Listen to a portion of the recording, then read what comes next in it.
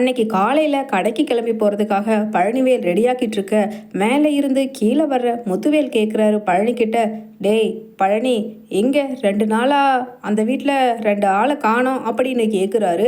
உடனே பழனிவேலோ, அண்ணே 2 ஆளை காணோன்னா யாரை கேட்குறீங்கன்னு தெளிவாக சொன்னாதானே புரியும் அப்படின்னு பழனிவேலு சொல்கிறாரு. உடனே முத்துவேல், டேய் ராஜியையும் கதிரையும் தாண்டா கேட்குற அப்படின்னு உடனே பழனிவேல் சொல்கிறாரு. ஓ அதுவாண்ணே, ராஜி ஐபிஎஸ் பரீட்சைக்கு மெட்ராஸ் வரைக்கும் ஏதோ படிக்கணும்னு போயிருக்கா. கதிர்கிட்ட நான் இப்போ தான் ஃபோனில் பேசினேன் அப்படின்னு சொல்கிறாரு பழனிவேல். அதே சமயம் திடீர்னு எங்கே சுகன்யாவை இன்னும் காலையிலேருந்து காணுமே அப்படின்னு கேட்குறாரு பழனிவேல். உடனே அப்பத்தாவும், யாருக்கிட்டடா கேட்குற, ரூமில் தான் அவள் படுத்தே கிடக்கிறா போல அப்படின்னு உடனே பழனிவேலு, எனக்கு எப்படி ஆத்தா தெரியும், நான் காலையில் ஒரு வாட்டி கடைக்கு போய் எல்லாம் திறந்து எல்லாம் கூட்டி ரெடி பண்ணிவிட்டு சரி குளிச்சுட்டு சாப்பிட்டுட்டு போகலான்னு சொல்லி நான் வந்தேன். அதுக்குள்ளே அவள் எழுந்திரிச்சு நேரம் கடைக்கு கிளம்பி இருப்பாளேன்னு அதான் காணோன்னு கேட்டேன் அப்படின்னு உள்ளே போய் பார்க்குறாரு. உடனே எனக்கு என்னமோ மாதிரி இருக்குங்க, தலை சுற்றுற மாதிரி இருக்குது அப்படின்னு சுகன்யாவும் சொல்ல, உடனே அப்பத்தா, ஏண்டி நல்லா இல்லைன்னா சொன்னாதான் என்ன, உள்ள நீ பாட்டுக்கு இப்படி படுத்து கிடந்தேன்னா எங்களுக்கு எப்படி தெரியும் அப்படின்னு கேட்க, உடனே மாறி சொல்கிறாங்க, இல்லாத்த நான் இப்போ கூட போய் காஃபி வேணுமான்னு கேட்டுட்டு தான் வந்தேன். அப்போ எதையுமே இந்த சுகன்யா சொல்லவே இல்லை. இப்போ இவ புருஷன் வந்த உடனே சொல்கிறா பாருங்க, இவ சரியான வேலைக்காரியத்தை அப்படின்னு சொல்ல, உடனே அப்பத்தாவோ, ஆமாம் ஆமாம் உன்னோட தங்கச்சி தானே அப்படித்தானே இருப்பா அப்படின்னு சும்மா திட்டுறாங்க மாறிய. உடனே சக்திவேலோ, என்னாச்சு, ஏதாவது ஆஸ்பத்திரிக்கு இது போகணுமா அப்படின்னு கேட்குறாரு. உடனே ஓடி போய் திடீர்னு வாமிட் எடுக்கிறாங்க சுகன்யா. உடனே சக்திவேல் சொல்கிறாரு, இதுக்கு தான் கண்டது கடித நைட்டு சாப்பிடக்கூடாதுன்னு அப்படின்னு சொல்ல, உடனே அங்கே அப்பத்தா, டேய் சக்தி நீ கொஞ்சம் பேசாமல் தான் இரேண்டா, அவளுக்கு உடம்புக்கு என்னங்கிறது டாக்டர்கிட்ட போனால் தானே தெரியும் அப்படின்னு, டேய் பழனி இன்னைக்கு கடைக்கு நீ லீவு போட்டாலும் பரவாயில்லடா, நீ போய் முதல்ல சுகன்யாவை கூட்டிகிட்டு போயிட்டு வா ஹாஸ்பிட்டலுக்கு, எனக்கு என்னமோ சந்தோஷமான செய்தியாக தான் இருக்குன்னு தோணுது, என்ன வடிவு சொல்கிற அப்படின்னு அப்பத்தா, அப்பா முருகா எப்படியோ என்னோட குடும்பத்தோட வாரிசை சுகன்யா வயிற்றுல உருவாக்கி கொடுத்ததுக்கு நன்றிப்பா அப்படின்னு அப்பத்தா சொல்ல, உடனே ஷாக் ஆகி நிற்கிறாரு சக்திவேல். ஐயையோ, எப்படியோ அந்த ஓடுகாலின்னு ராஜியை அண்ணன்கிட்ட இருந்து பிரித்து அண்ணனோட பங்கு முழுசாக நம்ம பையன் குமரவேலுக்கு தான் நினச்சிக்கிட்டு இருந்தா, கடைசியில் என்ன இப்படி ஒரு சமாச்சாரம் நடந்துருமாட்டிருக்குது அப்படின்னு ஆக்ரோஷமா, அதெல்லாம் ஒன்றும் இருக்காதாத்தா, உனக்கு நினப்பு தான் பொழப்ப கெடுக்குதான், பழனிக்கு வயசு என்ன ஆகுது, இந்த வயசில் போய் குழந்தை பெற்று அவன் எப்போ வளர்த்தி என்ன பண்ண போகிறான், அதனால் அதெல்லாம் இருக்காது என்னம்மா சுகன்யா அப்படின்னு கேட்க, உடனே சுகன்யா அமைதியாகவே நிற்கிறாங்க.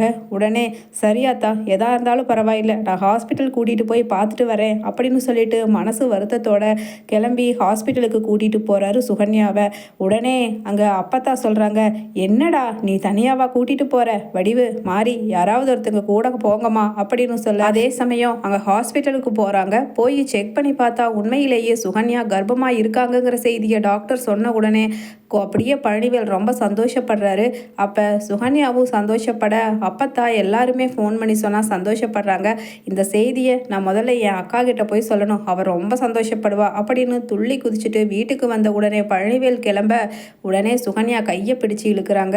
இதை பாருங்க, நீங்கள் தேவையில்லாமல் அது இதுன்னு சொல்லி அவங்க வீட்லையெல்லாம் போய் அவங்களுக்கெல்லாம் அதுவும் 3 பசங்களுக்கு கல்யாணம் ஆகி இன்னும் பேரம் பேத்தி கிடைக்கலன்னு சொல்லி வயிற்றுச்சலில் இருப்பாங்க. அப்படி இருக்கும்போது இப்போ போய் சொல்லி ஏங்க, அதனால் நீங்கள் ஒன்றும் சொல்லி கிழிக்க வேண்டாம் அப்படின்னு சுகன்யா பேச, உடனே பழனிவேல் சொல்கிறாரு, சே அப்படியெல்லாம் கிடையாது, எங்கள் அக்கா என்னையை தூக்கி வளர்த்தவ, அதே மாதிரி என் பிள்ளையையும் தூக்கி வளர்த்தணுன்னு எத்தனை ஆசைப்பட்டிருப்பா, எனக்கு ஒரு கல்யாணம் ஆகணும் குழந்தை கிடைக்கணும்னு நிச்சயமாக எங்கள் அக்கா மனசுக்குள்ளே என்னை பற்றின வேண்டுதல் கடவுள்கிட்ட இருந்துக்கிட்டே தான் இருக்கும் அப்படின்னு பழனிவேல் சொல்ல, உடனே அப்பத்தாவும், கண்டிப்பாடா இந்த விஷயத்த கோமதி கிட்ட சொன்னால் ரொம்ப சந்தோஷப்படுவா, இப்போவே போய் சொல்லிட்டு போடா பழனி அப்படின்னு அப்பத்தாவும் சொல்கிறாங்க. உடனே பழனிவேலு அப்படியே கிளம்பி போகிறாரு. உடனே டே நில்லுடா பழனி, நீ ஒரு கூறு கட்டவ, நான் அதை விட ஒரு கூறு கட்டவ, இந்தா முதல்ல ஒரு சந்தோஷமான செய்தியை சொல்ல போகிறேன், ஏதாவது ஸ்வீட் கொடுத்து அனுப்புமா மாறி அப்படின்னு சொல்ல, இதோ அத்தை நான் ரெடியாக தான் எடுத்துகிட்டு வந்திருக்கேன், இந்தாங்க லட்டு, கொழுந்தனாரையை கொண்டுட்டு போய் கோமதி கிட்ட கொடுத்துட்டு வாங்க, ரொம்ப சந்தோஷப்படுவா அப்படின்னு மாரியும் சொல்ல, உடனே பக்கத்தில் நின்றுட்டு இருக்கிற சக்திவேல் எரிச்சல்ல இந்த குழந்தை பிறந்தா தானே அப்படிங்கிற மாதிரி ஏதாவது பண்ணி சுகன்யா வளத்தில் வயிற குழந்தைய கலைச்சிடணும் அப்படின்னு முடிவு பண்ணுறாரு. ஏன்னா தன்னோட மகனுக்கு பங்கு போயிடும் அப்படிங்கிறதுக்கு வேண்டி கோமதி வீட்டுக்கு லட்டு பாக்ஸோட ஓடி போய் எல்லார்கிட்டையும் லட்டை கொடுக்குறாரு பழனிவேல். கோமதி வீட்டில் என்னடா சமாச்சாரம், எதுக்கு எல்லாத்துக்குமே ஸ்வீட் கொடுக்குற அப்படின்னு கேட்க உடனே அக்கா நீ அத்தை ஆகிட்டேக்கா அப்படின்னு சொல்கிறாரு. உடனே சந்தோஷத்தில் டே பழனி நிஜமாவுமா சொல்கிற, ரொம்ப சந்தோஷமா இருக்குதுடா பழனி அப்படின்னு கோமதியும் சொல்ல அங்கே உட்கார்ந்துருக்கிற பாண்டியன் சொல்கிறாரு, வாழ்த்துக்கள்டா பழனி, எப்படியாவது பிள்ளையையும் உன்ன மாதிரியே ஒரு நல்ல மனுஷனாக மாற்றி நல்லா வளர வைக்கணும் அப்படின்னு சொல்லிட்டு கட்டி அணைச்சு அங்கே வாழ்த்து சொல்லிட்டு கோமதி சரி நான் கடைக்கு கிளம்புறேன் அப்படின்னு கிளம்பி போயிடுறாரு பாண்டியன். அதுக்கப்புறம் டேய் பழனி என்னென்னடா பிடிக்கும் சுகன்யாவுக்கு சொல்லுடா, இப்போ இருந்தே அத்தை கை பக்குவத்தில் அருமையாக செஞ்சு மாப்பிள்ளைக்கு நானே கொடுத்து விடுறேன் அப்படின்னு சொல்லிட்டு கோமதி சந்தோஷமாக பேசிக்கிட்டு இருக்காங்க. உடனே பழனிவேல் சொல்கிறாரு, அக்கா நீ வேறக்கா, இப்போவே எதுக்குக்கா, அவளுக்கு என்ன பிடிக்குங்கிறத நான் கேட்டு சொல்கிறேன், நீ எப்போவாது வேணும்னா செஞ்சு கொடு, இப்போல்லாம் வேண்டாக்கா, சரி நான் கிளம்புறக்கா, இன்னும் காணன்னு நினைப்பாங்க அப்படின்னு சொல்லிட்டு அங்கேருந்து கிளம்பி போகிறாரு பழனிவேல். அதே சமயம் ராஜி வீட்டுக்குள்ளே வர்றாங்க. அதை பார்த்துட்டு சக்திவேல் என்ன வேணும், அதுதான் அண்ணனே உங்கள் வீட்டில் அன்னைக்கு விருந்து சாப்பிட வந்து அதோட இந்த உறவு முறிஞ்சிடுச்சுன்னு சொன்னார்ல, மறுபடியும் எதுக்காக இங்கே வந்துட்டுருக்க அப்படின்னு கேட்குறாரு. உடனே ராஜியோ சித்தப்பா நான் ஒன்றும் உங்களை பார்க்கறதுக்கு வரல, எங்கள் அப்பா கிட்ட கொஞ்சம் பேசணும் அப்படின்னு சொல்லிட்டு முகத்தில் அடித்த மாதிரி பேச உடனே சக்திவேல் வர வர நமக்கு மரியாதை குறைஞ்சிக்கிட்டே வருது, இந்த சுகன்யா உண்டாகிட்டா, இவ அடிக்கடி இப்படி வீட்டுக்கு வந்துட்டு போனால் மறுபடியும் நம்மளோட ஒரு கை இறங்கிடுமே அப்படிங்கிற மாதிரி சக்திவேல் நினச்சிக்கிட்டு அமைதியாக நிற்க உடனே மேலேருந்து கீழே வர்ற முத்துவேல் என்ன அங்கே சத்தம் அப்படின்னு கேட்க உடனே சக்திவேல் அண்ணே உங்களை பார்க்கறக்கு உங்கள் அருமை புதல்வி ராஜி வந்திருக்காண்ணே அப்படின்னு சொல்கிறாரு. ஒன்றுமே பேசாமல் அமைதியாக நிற்கிற முத்துவேல் காலில் மடார்னு விழுந்துடுறாங்க ராஜி. அப்பா என்னை ஆசீர்வாதம் பண்ணுங்கப்பா, நான் ஐபிஎஸ் எக்ஸாமில் செலெக்ஷன் ஆகியிருக்கிறேன்ப்பா அப்படின்னு சொல்ல அப்படியே மெய்சில் எடுத்து போகிறாரு முத்துவேல். பக்கத்தில் நிற்கிற வடிவமும் என்னம்மா ராஜி சொல்கிற, போலீஸ் வேலையா, அதெல்லாம் உங்கள் குடும்பத்தில் ஒத்துக்குவாங்களா அப்படின்னு அப்பத்தாவும் கேட்க உடனே ராஜி சொல்கிறாங்க, அப்பத்தா என்ன போலீஸ் ஆக்கியே தீரணும்னு என்னை விட உன் பேரன் கதிர் தான் அப்பத்தா ரொம்ப ஆசைப்பட்டு என்னை கஷ்டப்பட்டு அங்கே கூட்டிகிட்டு போய் படிக்க வச்சு இந்த அளவுக்கு மார்க் வாங்க வச்சு செலெக்ஷன் ஆக வச்சுருக்காரு. அதனால் அந்த வீட்டில் எல்லாருக்குமே பரிபூர்ண சம்மதம் சந்தோஷமும் கூட. அதில் எனக்கு ஒரு விழா வச்சுருக்காங்க, அதுக்கு எல்லாத்தையுமே அழைச்சாதான் எனக்கு மனசுக்கு சந்தோஷமாக இருக்கும், வர்றீங்களா அப்படின்னு கேட்குறாங்க. உடனே முத்துவேலோ டே சக்தி மில்லுக்கு நேரம் ஆச்சு கிளம்பு அப்படின்னு சொல்ல உடனே அங்கே கிளம்பி போயிடுறாங்க.